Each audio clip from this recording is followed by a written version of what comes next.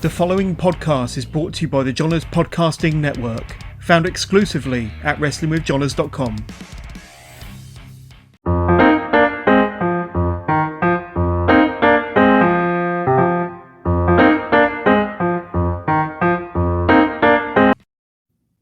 All right, ladies and gentlemen, it's been a couple of weeks, but we are back here with another round of Ring Around the Jabroni.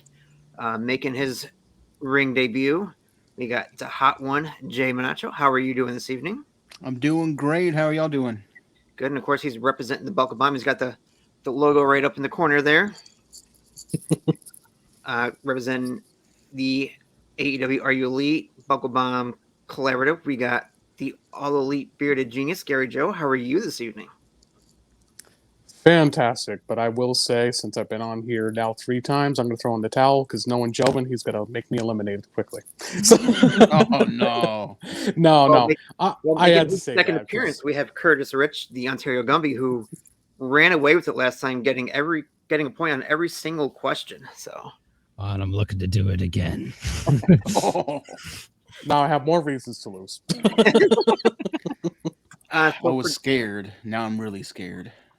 You have a challenge. So for those who saw the promotional poster, Sarah Hirsch was from Peaches and Power Bombs. Was supposed to join us, but she's a little under the weather, so we did get Gary on last minute. Thank you for joining us. For those of you that were new or watching for the first time or listening on the audio for the first time, the way it works is there's 7 questions. The first round will comprise of the first 6. 2 people will get a point awarded for their answer. The 2 top point getters at the end will move on to the final round and the Tournament of Champions in the summer. Oof. All right. Before we get started, though, Curtis, this is your chance to cut a promo. Tell us what you got going on, what you're doing. Oh, I have a lot actually going on. So we, as you guys know from the last time I was on here, which the one you were not, so I will fill you guys in. I run my own production studio, which we do a lot of wrestling content and work for various different companies and content creators. And we actually just launched a merch distribution line for that studio. So you can actually, so if you're interested in that, if you're looking to take your merch game to the next level, you can go to claystudios.net and all the information is all on there. But that's basically what I've been doing for the last couple weeks. I've just been on my phone all day nonstop, just business meetings and hooking up with suppliers and everything. But I'm really proud, and it's been about 6 months in the making to get this launch. So I'm really excited and just to get everything out. But we just to name a few people, if you know the Ontario, Canada indie wrestling scene, we've signed up people like Ben Ortmans and Travis Moore and Van Landen, and we have various other companies that we can't talk about right now, but we have a lot of clients that we're getting that we've established with. So it's a really exciting time over here. So really busy time. So that's mainly what I've been doing. And also wrestling because now I'm training. So Nice. Doing that Great. At the same time. So been really busy on my phone nonstop business meetings. So that's what I have going on. Well, this will be your fun break for the week, I guess. Yes, definitely. This is actually one of the first times I actually get to shut everything off and have some fun for a while. So it's nice. All right. Jay, we'll go ahead and you'll answer the question first on this first question. Everybody gets a turn with every question. So the first question. Sean Waltman, formerly known as X-Pac, gave a farewell speech after his match for GCW. Right before Janela turned on him, did Sean Waltman really wrestle his last match? I'm gonna say no. You have the turn. Jelly Janela or Jelly Nutella went in there and pulled an ultimate heel move even after coming out with a cigarette. Kind of felt like that guy that everybody wants to beat up but really can't. And I think Sean's gonna want his pound of flesh back. You don't do that to a legend. I don't think so. I think he wants one more time to tell him to suck it. All right. Curtis, what do you think? No one ever walks away in wrestling. everyone gets bitten by that bug. So absolutely, I agree. We have not seen his last match. And and my biggest example for that was like, look how many times Ric Flair has said he's done. Look how many times has anyone else has said they're done, and they always come back. Yeah, whether it's some one-off match that we all super disappointed in, like Bret the Hitman Hart versus Vince McMahon, or if it's something great like Goldust coming back as Dustin in AEW and having a fucking banger of a match with his brother, and then showing that, hey, he can still go, and he's still going. So I mean, like, I don't think anyone ever walks away. They always come back one way or another, unless like they're super successful and happy and they're super satisfied. But if that was the case, then Sean Waltman or X-Pac would have walked away a long time ago with how much success he has had, and but also triumph, like despair he's had at the same time, because he's a very controversial man. Gary? I do agree with these two as well. You know, sometimes when these wrestlers, you know, step in the ring for, you know, just a one-off, usually that turns into more than one-offs. I mean, you know, you guys, some great names there, and the first one that comes to mind is Sting. I mean, that guy can still really go. He really has it in him. For Sean Waltman, I mean, and he looked terrific. You know, he looked absolutely great out there. I'm just curious to see where this will go. I think actually he has a match, I think actually at the next GCW event. I could be wrong on that. I think it's going to be at the Chanela Spring Break show, I think. I believe so. No, don't show the Cowboys, Jobin. That's disappointing. Glad I'm not wearing my Eagles hat. So, but yeah, so very happy for Sean Waltman. I would love to see him, you know, keep going and just, hey, you know, wing it and have fun with it before you're just officially going to put your boots on the shelf. Mm-hmm. I think to expand on, you know, Curtis's point there's always going to be a niche. True test of that will be with Corey Graves, who's been medically cleared, says he doesn't have a desire to wrestle anymore. Let's give it a little bit of time, see what happens. See if that itch does come back at some point. Even CM Punk said he had no desire, and look, he's back. You just give someone the right amount of money and just the right idea, that right push, they'll do anything. So I mean, at the end of the day, too, I think these talents that go into a different platform to showcase what they're known for, I don't think it comes down to money. I think it's just, at the end of the day, you know, they want to live that dream one more time before, you know, because it just, we've seen it so many times. Like Kurt Angle, that's the first one that strikes to mind as well. I mean, when Kurt goes out there, when he has it, man, he gives us 110%. The wrestling bug exists. Like, it really does, where you leave that ring for a while after you've been around it for so long. Like, even on the production side, it happens to me too. Like, there was times when like I had 4 or 6 months where I wasn't doing anything. We weren't shooting any shows. And the day that we actually got back, I almost cried setting up the ring, because like I missed it that much. Like, I missed being around the ring. I missed being in that ring. I missed just doing everything about wrestling. So like, I can kind of understand it, where like if someone says, hey, I'm done, but they come back, I don't blame them whatsoever, because that bug is real. It really is. And when you do something for so long and then it's ripped away from you, whether you choose to or your body chooses to, it sucks. And you never want it to actually go away, which is why like you have people like Big Show and Mark Henry now are in AEW as advocates, which may wrestle at some time and have wrestled at some time, but like, or will wrestle at some time, but like there's still life after wrestling, and you can still always come back, and there's always an excuse for them to come back. It's just, you got to give them the right idea. All right, so we'll move on to the points here. Gary, I think you earned a point, and of course, Curtis, you earned a point as well. All right, next question. Curtis, you'll get to go first. Celebrity matches, including a rumor of Vince McMahon wrestling in a match at this year's WrestleMania. will this be one of the least exciting WrestleManias this year?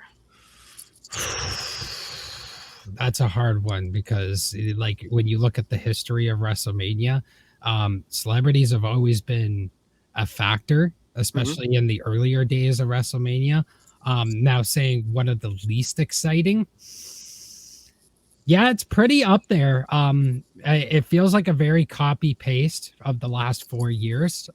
We're seeing a lot of repeat matches, and a lot of the matches just kind of going the similar way. It doesn't help either that we have both the Universal title and the WWE title, plus the rumor of hearing that the women's championships for both Raw and SmackDown will also be in the same match, just because they're going to try maybe shoehorn Becky in. I feel like you're taking away the excitement of WrestleMania, because I love the fact of seeing everyone defend their titles. Like, you get all these title matches, and like, I don't see the point of now having it in 2 nights if you're just going to combine all the titles and have a winner take all kind of scenario. Like, it just feels like you could fit this WrestleMania in 1 night, and they're stretching it across 2 nights for the extra dough, but there's no justification for it because none of the matches are exciting. Like, anything that had build up has kind of soured. Like, I think the only thing I had really any excitement for was Roman versus Brock Lesnar, and that's soured now because of the unfortunate circumstances with Bobby Lashley and their horrible decision to put the title back on Lesnar instead of doing something, interesting. So, I just, I could say it's probably going to be one of the most least exciting WrestleManias. Don't know if I could say it'd be the most least exciting WrestleMania, because WrestleMania 9, the WrestleMania from a couple years ago with like Triple H and Roman Reigns as the main event. Like, there's a lot of boring WrestleManias to compare it to, but it's definitely up there. I wouldn't say the Vince match though would be the responsibility of that. I think it's the overall booking and the shoehorning of all these feuds, this like the 50-50 booking and the cutting of the rosters. Like, I don't blame WrestleMania being boring because Vince has a rumored match. I think it's boring because the booking has just been bad for the last 6 months, and that just unfortunately affects WrestleMania because you have to go with it. Because I mean, like, even look at stuff like Big E. Like, Big E was super pushed and super big, like got the title, like cashed in his money in the bank. And then look at him, what happened to Royal Rumble. He was just unceremoniously dumped. Like, so their booking is all over the place, and I feel like that's the reason why it's the least exciting WrestleMania. And then the celebrities just don't help. They just don't help. So yeah, I could say it's one of the most least exciting WrestleManias. Not the most least exciting WrestleMania, but definitely up there. Okay, Gary. So there's many issues that I have with WrestleMania this year, and let me just say this: if this is true with Vince McMahon being in a match against Pat McAfee, why does that need to happen? That can literally be showcased for a upcoming star. Maybe if this is true for what I'm hearing, that Raw, SmackDown, and possibly NXT could possibly work together. That's where they're trying to unify the titles. Get somebody from NXT on there for the card, because you need to showcase an upcoming talent, in my opinion. And nothing against Vince, but the guy is 75 years old going up against a Pat McAfee. Like, I don't understand the booking into that. That makes no sense. As for the celebrity sense, I mean, really, we have Logan Paul and The Miz. You got a rumored Johnny Knoxville going for the IC title, and now possibly McAfee and Vince. That's just overkill to me. That is extremely overkill. This, I mean, don't get me wrong, the pay-per-view possibly sounds decent on paper. You got Ronda and Becky. That just does not intrigue me at all. And then you got, oh my gosh, yeah, a guy that, to me, truthfully, I feel like he does not deserve to be in that main event again, which is Brock Lesnar. I feel that really should be replaced with somebody else. perfect example, Seth fucking Rollins. I mean, come on, Seth Rollins, like, this is going to be his, for what I understand, I think I read today it will be his 100th pay-per-view. I believe that's what I read. And this will actually be a big moment for Seth, and he's never won the big one. He's actually came out and said that. I mean, Seth is completely over, and that's who I would love to see instead of Brock. But this, like, literally the pay-per-view was so lackluster. It was reported 2 days ago for both nights. 20,000 tickets still have left to be sold on both nights. That's not good. That is not good at all. It used to sell out in minutes. My point exactly, Sarah. Mm-hmm. WrestleMania to me, guys, it should be a must-see. I remember WrestleMania 17 getting the highest pay-per-view buys in professional wrestling history with 1.3 million. And now there's probably going to be less than that. I want to say it was the WrestleMania 2 years ago when we were in the pandemic era. There was only 6,000 buys. What a huge difference. What a huge, huge difference. Mm-hmm. I mean, I'm a part of predictions leagues, and I feel like that's always the easiest thing to predict. I mean, they're calling this the most stupendous pay-per-view of all time. I highly doubt that. It's becoming the most stupidest pay-per-view of all time so far. And I love the talent that's a part of it. I really, really do. And like Curtis says, just the booking is just out of this world, full of just crap. I'm sorry. I mean, the last thing I will say here, that's why I'm glad there's an alternative for this Sunday. I'm just saying.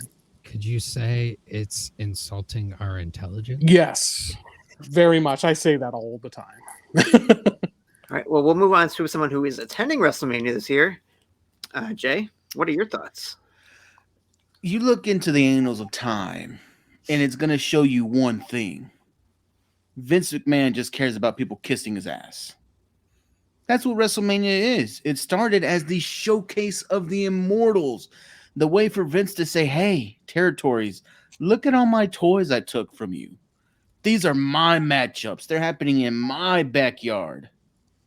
So it was more of a spectacle than an actual show. The writing has been on the wall for a long time. The WWE is no longer wrestling, it's sports entertainment. They want to push that entertainment value. The moment that they started allowing, celebrities into the Hall of Fame for the WWE, you should have seen that this is where we were going the whole way. It has become entertainment. They don't care about the product. And quite frankly, if you're one of their fans, diehard fans, you don't either. You just like who you like. You like certain wrestlers. Certain guys can go. When they're given the ability to go, you'll watch them. You'll be happy for them. But you kind of know in the back of your mind, they've got maybe 2 months before they stop this push. Maybe to the next pay-per-view. Oh, here comes Brock. He's going to win it again. Oh, Bianca Belair is getting the main event. But she'll probably lose because she's already won one main event. Oh, here comes Ronda. She's a surefire, lock to win her match. But you can pick the card apart all day. Doesn't mean it's not going to be interesting. And that's the whole point of WrestleMania. It's not about the wrestling. It's about the spectacle. It's about everything that makes you go ooh and ah. They used to do it with, big time musical guests who would perform like mini halftime shows or mini sets or play a wrestler to the ring. Now they're letting, celebrities step in here and maybe get into the ring. Johnny Knoxville and Sami Zayn, to me, has a lot of comedy value. For people who like, Danhausen, people who like Orange Cassidy, this is going to be the match for you because it's going to be dumb. There's not going to be any real wrestling, and for the life of me, I really want to see Johnny Knoxville win with the schoolboy and have Sami Zayn pop up pissed off claiming conspiracies and Johnny Tails out of there with the belt. I would love that. Will it happen? Doubt it. Pat McAfee and Vince McMahon is not happening. Guys, it's Vince McMahon. Vince is a showman. Vince is a horse's ass, but Vince is not going to jump into that ring. He's gonna build up the match. Oh, he's gonna do everything he can to get seats and asses, or asses and seats for people to watch his grand show. Tell him Vince is gonna be there. No, Vince is not gonna be on the show. Vince is gonna pull a switch. It's probably gonna be Austin Theory, Vince's little pet project right now. Theory and McAfee, I'm down for that because McAfee has showed that he can go, and so can Theory. Give me that matchup all day. Let's see. We don't know what Edge is going to do. And that's what's kind of keeping me invested into this whole WrestleMania for the 2 nights. That plus, yes, I do like Brock. Sue me, kill me, whatever. I like Brock Lesnar. I'm sorry. Hip Hop Lesnar and Country Ass Lesnar right now are the best iterations of Brock Lesnar. Fight me. But to see what are they going to do with Edge, that's really kind of keeping my interest into this whole pay-per-view. The both nights. I'm going to be there because, hey, I'm from Dallas. I live here. But just think, WrestleMania is the night where anything can happen. It's the showcase of the immortals. And if there's wrestling has more than one royal family, blares over the speakers in the beautiful AT&T Stadium, that crowd's going nuts when he goes against Edge. So, if it happens, if it wasn't all the work, if Cody to WWE happens, that saves your WrestleMania. That saves both nights. People will go both nights because you're already in town. But to me, it's always been a sideshow. Vince has made wrestling a sideshow. We're back to the Carney days. This is Carney Vince. Guys, give the man his due. Give the devil his due. People are going to show up, and there's still 20,000 tickets available. Why? Because the stadium holds 116K, and Vince wants every seat filled, plus standing room. And trust me, standing room tickets are very cheap right now. That's where I'll be. There we go. That's a hot promo. That's worth definitely one of the 2 points. Oh, yeah. All day long. Curtis getting the other point, of course. Sweet. All right. We moved off that. Jay, your turn to promo or talk about anything special projects you got going on. Anything coming up you want people to see? Ladies and gentlemen, as you know, I am Jabroni Tuhati, El Guapo Tuhati, 1/3 of the Shooting Shit Podcast Bros, man. We are a beautiful podcast associated with the Johners Podcasting Network. Love those guys out there at the Johners. Dude, I'm also here with Buckle Bomb Entertainment because I do no sleeping. I'm Mr. All Day, All Work, all the time. So, also with the Johners Podcasting Networking also. So, man, fucking love those Johners. But anyways, guys, I do a little bit of everything. You'll see me here, there, prediction leagues, Twitter, Facebook, maybe Twitch one day. Actually, TikTok every once in a while. Follow me on the Buckle Bob TikTok. Go on to that thing, guys. Follow us. All right. Gary, you're up first for the next question. Are you ready? The way you make that sound, I don't know yet. Yeah, I think so. Matt Cardona wins another title. Is he the true belt collector? Yes. For real. Cardona is just literally having the time of his life here. I feel like him getting released was easily the best thing in the world for this man. It just when you're going out there, getting the heel heat or becoming the champion of whatever the program may be, I mean, you could just tell that he is a bona fide, solidified great wrestler right now. And I'm so happy for the guy. I mean, right now, I think he's the NWA champion. He's I think it's a GCW. Let's see. What was the newest one that he just got? Something in New York, I believe. The New York Wrestling Connection champion, which is one of the promotions he started out at. That's crazy. And I do know Cardona has to, I think he's defending the title against, Nick Atlas, I believe, coming up here on NWA. So I don't see him ever losing it yet. I really don't. It's just, with that Excalibur, like for how great he's doing right now, I mean, I don't think anybody's going to top him. I just, that may be a bold prediction, but I really think he's doing better what Kenny did, to be quite honest with you. there's just so many things that I can say, and I don't care if I don't get a point here because there's just so much that I can say, but it's not coming to my thoughts. But good for Cardona, either way. Jay, your thoughts? No. Are you Ooh. high? Are you smoking? What are we doing? Wrestling fans, it is so easy to see a little bit of gold and be like, oh, wow, this person has that belt and that belt and that belt and that belt. In the grand scheme of things, the only belt that Cardona actually holds right now that is worth a damn is the 10 pounds of gold. Everything else is scrap metal. When Kenny, by God, Omega won, he had the AEW World Heavyweight Championship. He had the Impact World Heavyweight Championship. He had the TNA World Heavyweight Championship. He had the AAA Mega Campeonato Championship. These are major titles from major companies. Kenny Omega didn't go out to his local mom and pop wrestling promotion. Kenny Omega didn't go out to where he cut his teeth and say, hey, make me your champion. Kenny Omega didn't go out where people knew they had heat with him, so he's going to go out there and get a cheap pop, get a cheap reaction, become that cheap heel. Hey, look at me. I'm no longer the WWE guy. I'm not, Long Island IZ. I'm Matt Cardona. Hell of a shtick you got going on right now, Cardona. It is. It really is. Honestly, you have heat like no other because people think you're the sports entertainer. You are what Eddie Kingston called Chris Jericho. You, sir, are actually the sports entertainer who is showing everybody that you can wrestle. Hey, hats off to you. But at the end of the day, where are you doing it? Yes, NWA is the only place that you have a legitimate title. I'm not counting the Impact Digital Championship because that's just your internet championship with a different company. Don't blow yourself on that one.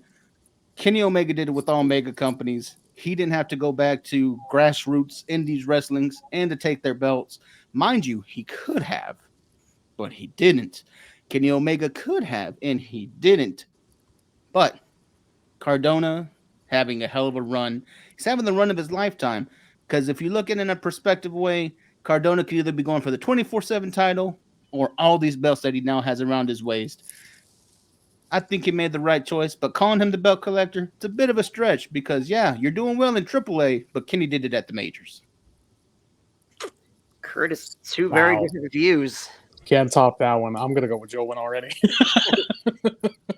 Curtis, who are you siding with here? So first of all, I'm disappointed in both of you because you're both calling the wrong belt collector the belt collector, because the actual belt collector and will never be topped is the Ultimo Dragon.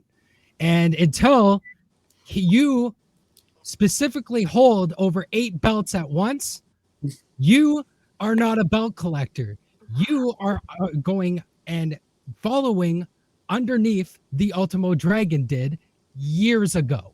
So the original and still belt collector is the Ultimo Dragon.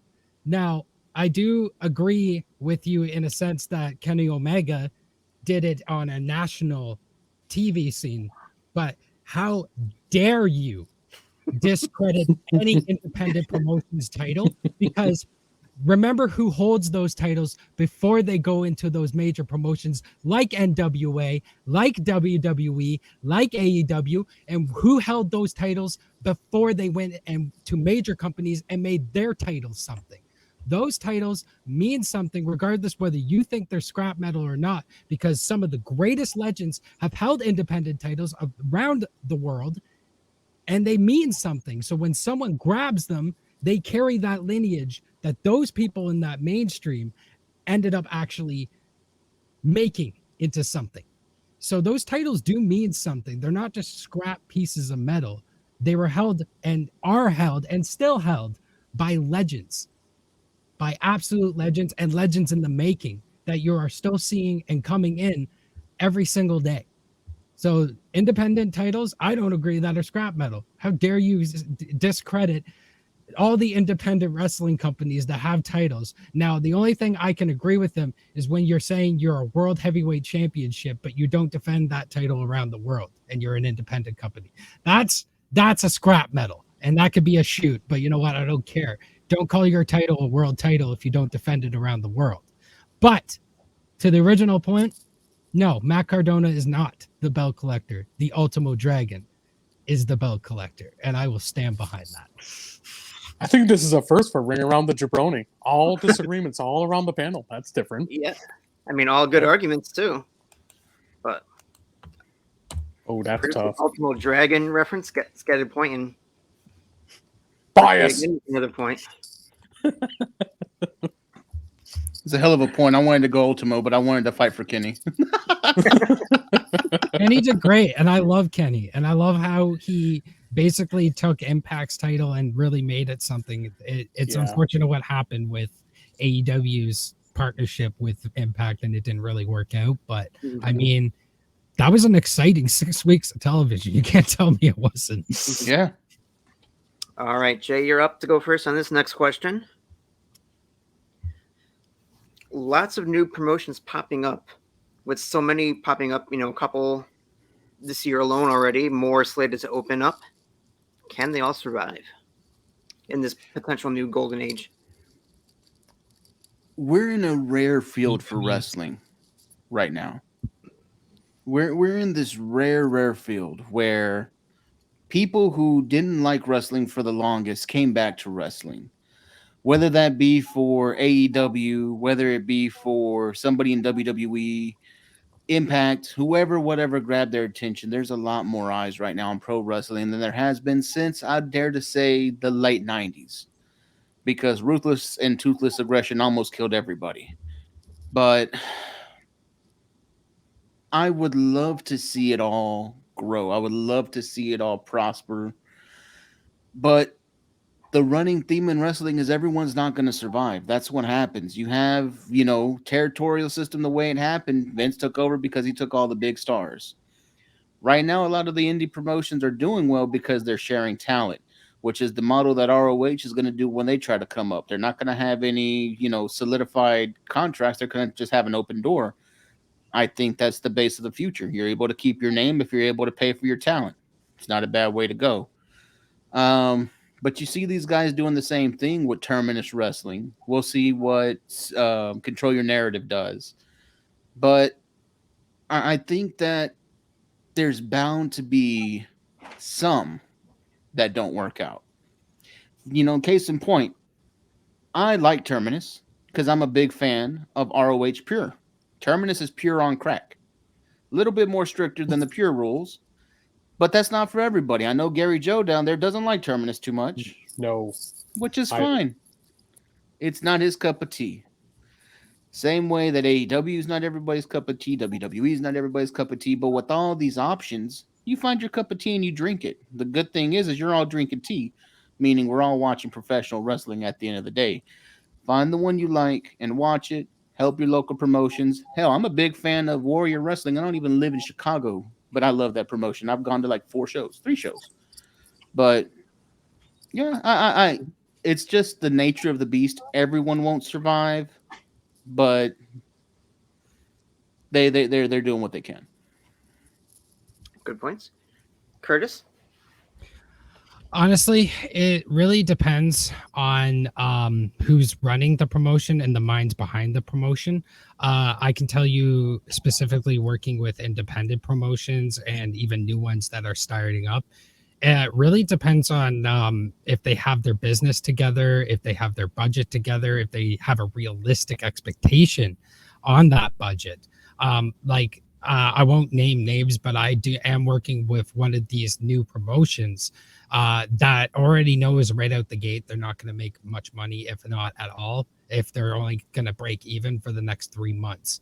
But they're willing to take that sacrifice because they know their product and they know what they're producing and what they want to make.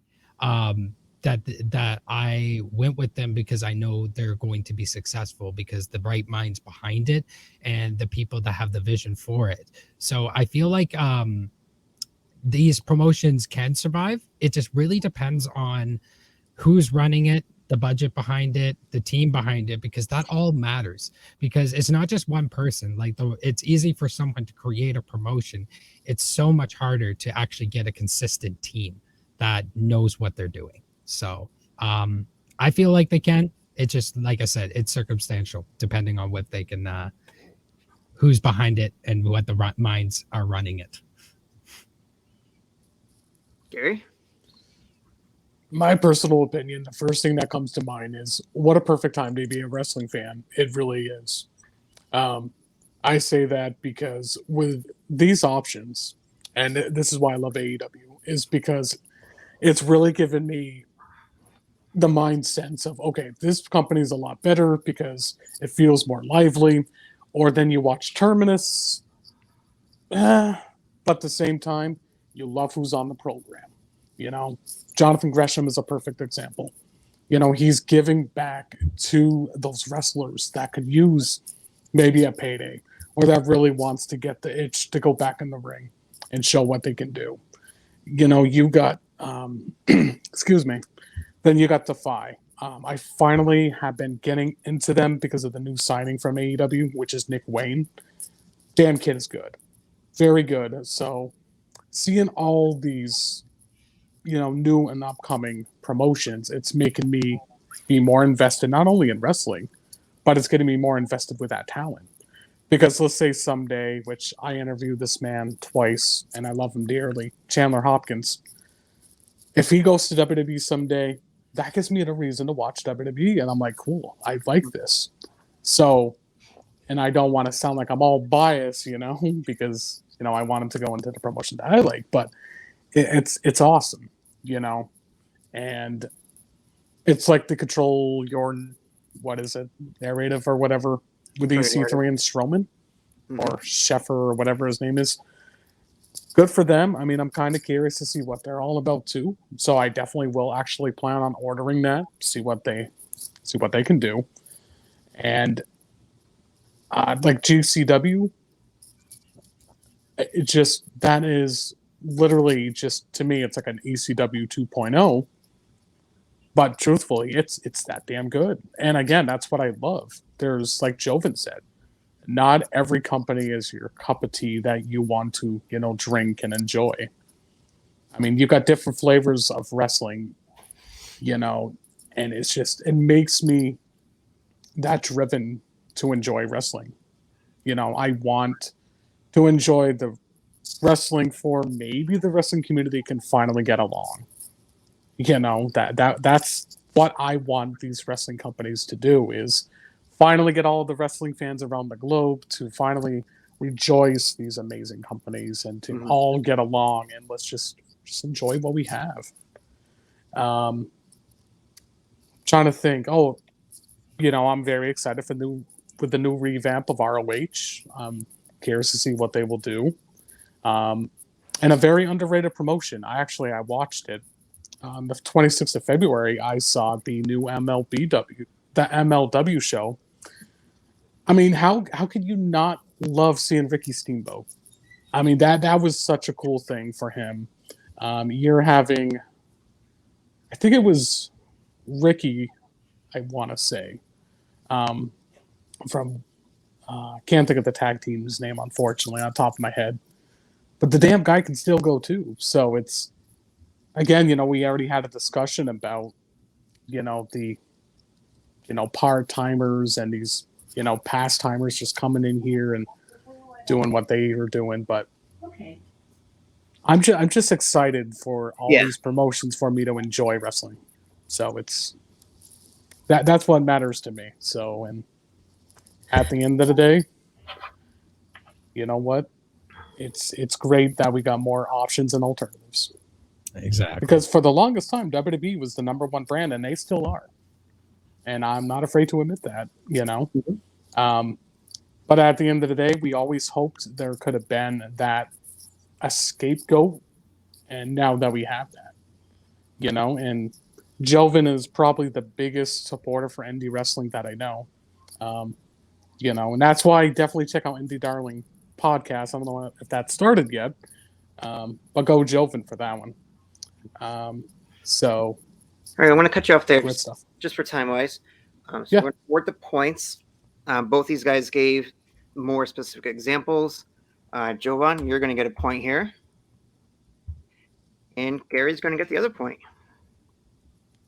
Okay, I'll go with the boom. First question, Curtis has not gotten a point on, so you know he's looking for revenge now in the next two. Let me check my pulse. I can't believe it. But first, Gary, it's your time to promote what you got going on. Yeah, I definitely will make this short and sweet. So if anybody out there that has Facebook, type in AEW RU Elite. Definitely have some good stuff going on there. And Sarah, actually, I wanted to announce it on here because, as you know, I am partnered with Buckle Bomb Entertainment. So before I go to that really quick announcement, I just want to say to thank you for the people that has been participating and get to know the Elite. We're going to go episode number 4 here very soon. Very excited for that. And then I'm very happy to also say that I'm going to be doing 4 sponsors for autism awareness, epilepsy awareness, Down syndrome awareness, and the fourth one, what's wrong with me here? I can't think of that one, but 3 people, well, actually those, there we go, the Tourette's syndrome awareness. 4 people that is passionate about my page actually has those disorders. So I'm very happy to do those for my proud sponsors. And the announcement for Buckle Bomb Entertainment and AEW RU Elites. For me listening to the fans on my page, it's been great. It's been rewarding. So the announcement is we will be doing the Triple Threat main event for the women. So it's going to be a woman discussion at least once a month on the AEW page. Sarah, you and I has discussed that you could be partaking in that. My friend Brittany Llewellyn, and this person that this suggested, her name is Sunshine Joseph from Louisiana. So we're all in the time frame, so we won't have to worry about the time differences. But yeah, I mean, I definitely think the women really get all the credit in the world. You know, they're fans like us. So what better way of giving back to the women that watch wrestling is to have their own show. Fantastic. All right. Curtis, you are up first, so you're ready. Yep. I know you kind of touched on this briefly earlier. WWE title unification match. Good or bad idea? Really depends on how you're asking that kind of question, because that could vary. That could spin off into different things. I think some of the titles do need to be unified. I don't necessarily think the Universal title and the WWE title should be unified, even though that's what they're going with. I don't agree with that decision, because then you just have one championship match per month for the main event instead of having 2 because of the double pay-per-view circumstances. So it makes one show feel irrelevant compared to the other. When it comes to the women, I somewhat agree with a unification. With the only circumstance that we actually get the roster used a lot more, because the roster is just feels like we're getting the same women over and over again, even though their roster is just flourished with talent. So that could go either good or bad, simply just because of how they would handle it. I'd love them to see just unified, just because one of the women's titles just feels more relevant than the other. The other just feels like a shoehorned. I'll let you decide yourself whether you agree or disagree on which title feels more relevant than the other. Take your pick, Becky or Charlotte. I don't need to really say my opinion on that. I think you know where I'm going on that. But yeah, and then you just have some titles that just feel like they are filler, which is like the IC title. Like, look how fucking far the IC title has fallen. Like, that title used to be prestige. That title used to mean something. You held that title, it meant you were next in line to be a main eventer, to be potentially a world heavyweight champion. And now it's flip-flop between celebrities, the same champions over again. Sometimes it's even forgotten about for 2 months, which, what the hell is that? What the hell is that? You have this 30-day rule for some people, and then you completely forget it for other people, and then for some titles, and then the other titles don't even matter. What's going on with the US title? What's going on with the IC title? What the hell is happening with the 24/7 title? Is that even a thing anymore? Like they just keeps disappearing and reappearing and disappearing and reappearing. So I think it's not so much we should be asking if there's a title unification is a good or bad thing, as more so should we just wean out titles completely because there's too many of them that don't matter anymore. So I don't think a unification would completely dissolve the problems with the titles in WWE. So good and bad. I'm in the middle with that kind of thing. It really depends. Gary? I'm kind of with Curtis. I really am, because if the unification title, perfect example. I saw a report today that WWE now is having a issue with the unification title match, just because now which title is going to represent Fox? You don't want to piss them off because you paid you so much money, and you don't want to piss off Universal because you don't have a represented champion on their program. So I don't think it's a good idea to unify the world title. It just maybe because it just. I say this about AEW all the time. Like, sometimes they need to get a new title because they have so much of a bloated roster.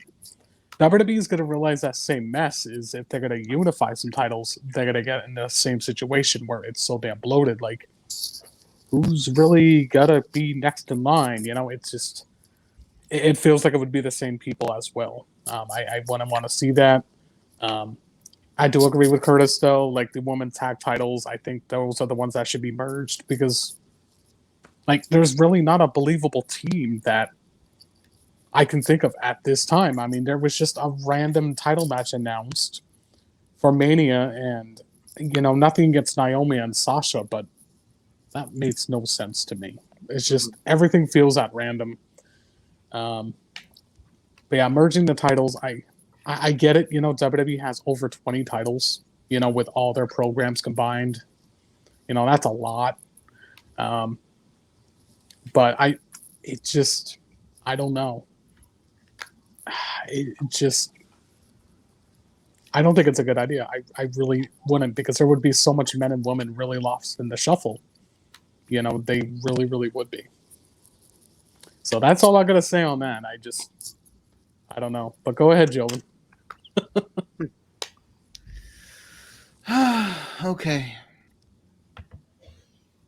As wrestling fans, we know the historical tropes. There's one phrase that's always thrown around, and everybody knows it. To be the man, you have to beat the man. You can't beat the man if there's a man for Friday night, there's a man for Monday night, there's a man for Wednesday night, Tuesday night, Wednesday night, Thursday night, Saturday night. How many mans can you have? I'm all for the unification of the titles. I'm all for the abolishment of the freaking brand split. Everybody knows what your flagship brand is. Yeah, it's Monday Night Raw, but everybody knows that SmackDown is your better show. Why? Producers on SmackDown is listening to the network. Network is saying, hey, we kind of want you to drive in on those numbers because we're not USA. You haven't been here forever. We don't have that blood pact with you that we're going to keep you on even if you suck. You kind of have to do something for me. So, how do we make this all better? How do we make it to where everyone's happy? Give me one champion. Give me a man. Give me somebody that when you beat the man, you become the man. You're just not the next up. Whoever, and this is spoilers out there for everybody who didn't know. Roman Reigns is going to win WrestleMania. If he doesn't win it, I'll shave my hair off. But Roman Reigns is taking the belts at Mania. Okay? It's happening. Book it now. It's March. I'm telling you in February, it's happening. Whoever beats Roman Reigns for the belt is the new man. If done properly, it can be an actual new man, not just somebody who's getting a title run. It can actually be a fresh talent. Maybe it's Braun Breaker. Maybe it's somebody else who's still coming up. Maybe somebody who's not there right now. But you give yourself the opportunity to make a face of the company.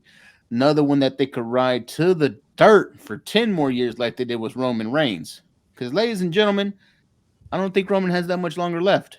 Kind of getting tired of him. Hill Roman was great for about a year, but I don't know what else they're going to do to him. He's got to kill somebody at this point. Maybe The Rock. Maybe that's coming. But whoever does take this belt off of him, that's the man. And that's what happens when you have a unified champion. One person. This is your man. This is the top of the mountain. Not, oh, this is the top of the mountain, but only on this day because we don't let him fight the other guy from this day because we don't really want to know who's the best of them all. No, get that out of here. Everybody knew. Bruno Sammartino, that fool was the man. Ric Flair with the tear in his eye would lose every Saturday night, win it back Monday throughout all the territories, but he was the man. Right now, we've lost that. Why? Too many titles. Unify them. I'm good with it. All right. I think we're going point for Jovan here. That was great. And I think we're going point for Curtis here. I agree. So easy going. Yes. Last question. Gary, you're going to get to go first, and this is the question for you. Who deserves to win the Face of the Revolution ladder match? Just to recap who's in it. So far right now, we have Keith Lee, Wardlow, Powerhouse Hobbs, Ricky Starks, and 2 more people to be determined yet. Oh, really? 2? Oh, damn. Okay. Mm-hmm. I really think it's due. It's long overdue. It needs to be Wardlow. It's just, I know people will say, well, it should be Keith Lee because he's the hottest possibly free agent that came on in. It could be possibly, hey, Orange Cassidy finally getting the TNT title or a championship in AEW for that sense. But, Powerhouse Hobbs is another good one for sure. But, I mean, Wardlow, you already could tell they're pushing the man to the moon. They're really on the cusp of that happening. My biggest fear is we're going to see Shawn Spears hit the wrong guy, meaning Wardlow, with the chair, and then it's going to cost Wardlow. But no, if they're really, really pushing him the way they're going to right now, because once he splits with MJF, the guy's going to be a big fucking star. I mean, maybe because I love Wardlow passionately. I've been supporting the guy since day one. But, man, the guy has the look. He has, the little times that he's spoken, damn, he's really, really good. Mm-hmm. So if this is, in fact, that title of the match, Face of the Revolution, it really can go both ways, in my opinion, with Hobbs and Wardlow. But yeah, me personally, that's who it really needs to be. Put the rocket on the man, shoot him to the moon. Sorry, Cameron Grimes.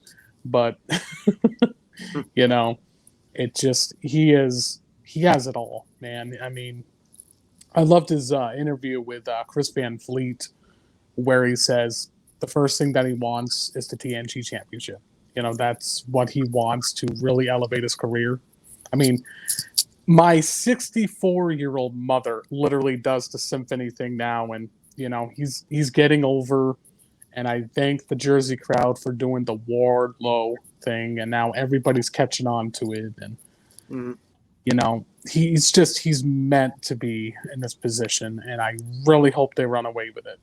I'm very hopeful. Agree. Jay, who do you think deserves it? I love Wardlow.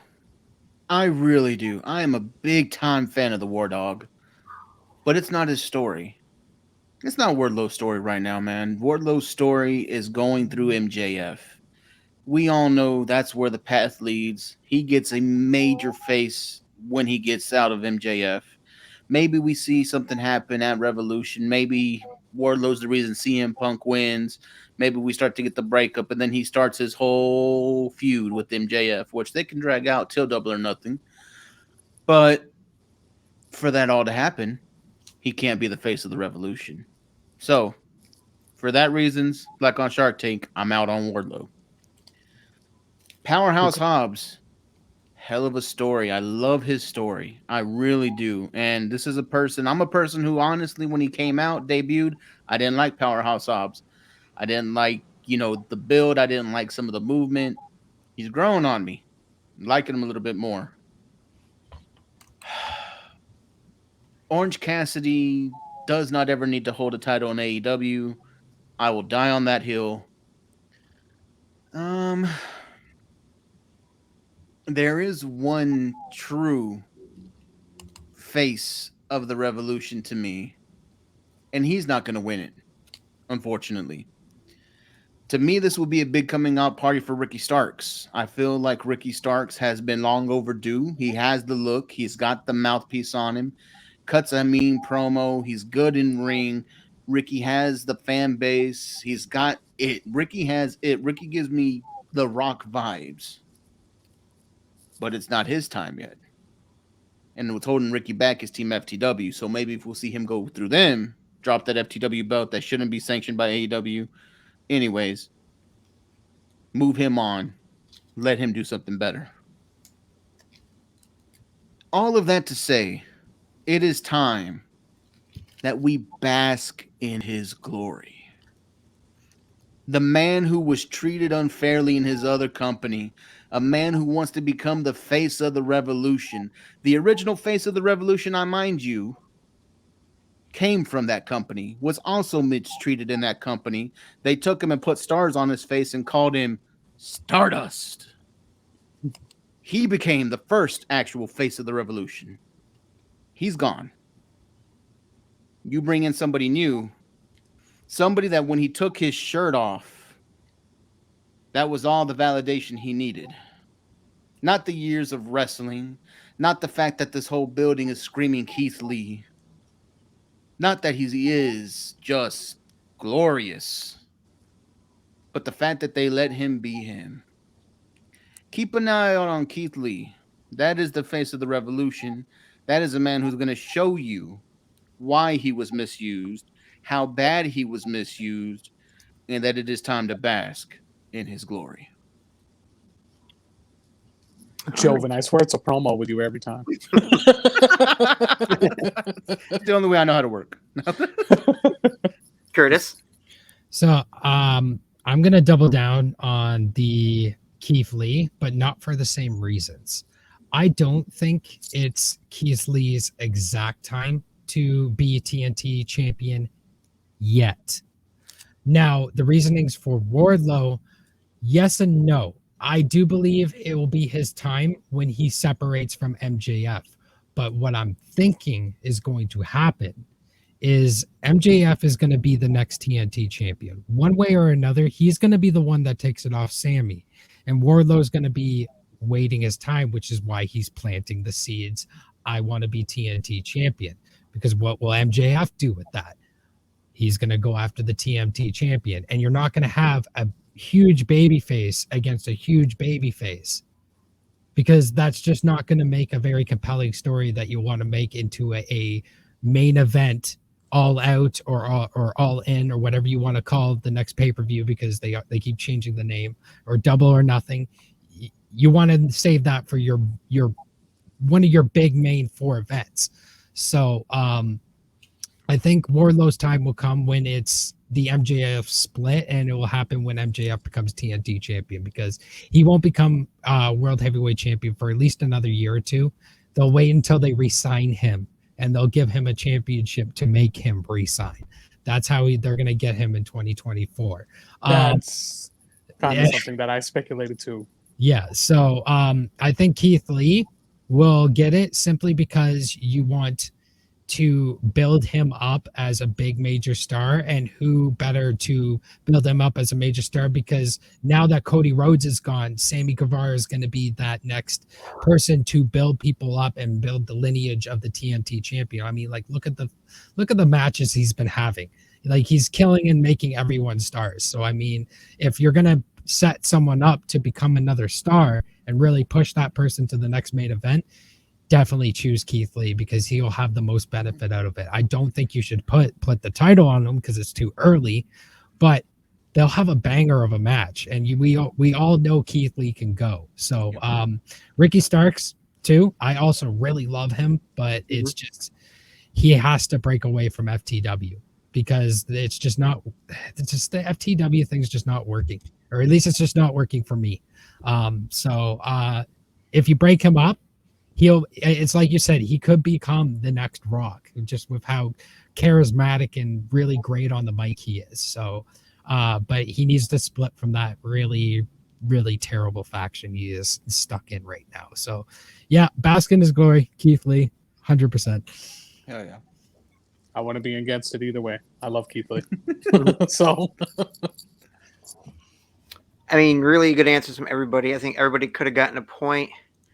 I think Jabroni and Curtis just kind of edgy out there a little bit, Gary. yeah, I was gonna say I'm going with these two. Yeah. Angling is wrong, but hey, It's the opposite way where you want to go. oh, yeah, whatever. Stupid string yard. All right. So in the finals, we have Jay and Curtis. Jay, you got the lead.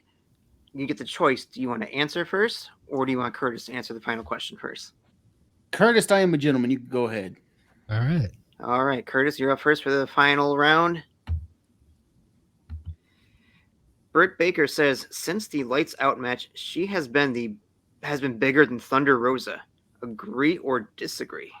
Disagree. Thunder Rosa has been killing it and has been killing it for years.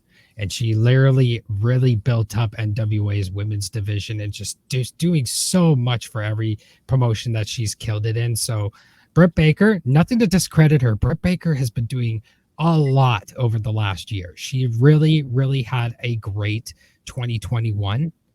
But Thunder Rosa's been killing it for years. So really all I see that as is cheap heat. Is just trying to get that cheap heat so she can continue to get those boos and that reaction, that everything that she wants.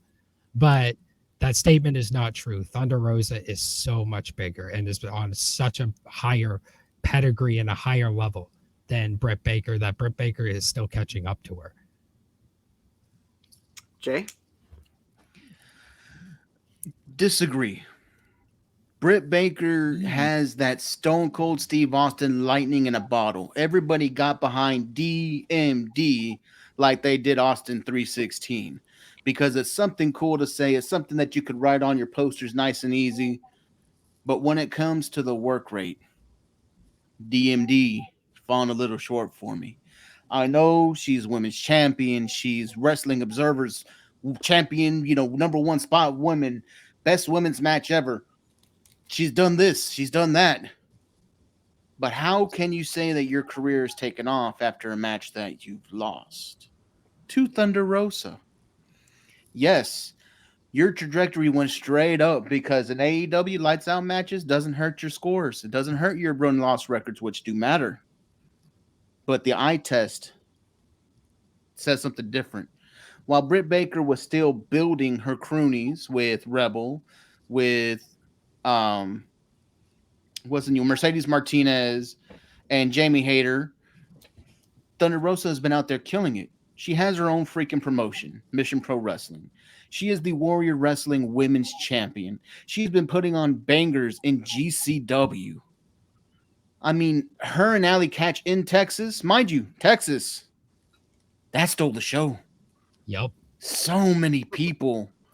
The electricity in there, I had not felt it like that in Texas in a very long time. The kind of electricity that we used to get at the Sportatorium, GCW brought to Texas that one night.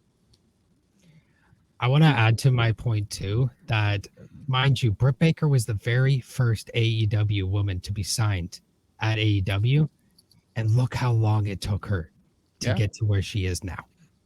It Thunder took Rosa. Britt Baker getting hurt. Yep. She got over in a wheelchair. God bless her. That's a hell of a way to get over. Yeah. But it took you 2 years. But she doesn't have the in-ring work as Thunder Rosa. And Thunder Rosa is only 6 years in the business. Started in 2014. Impact, 6 years. Impact, Stardom,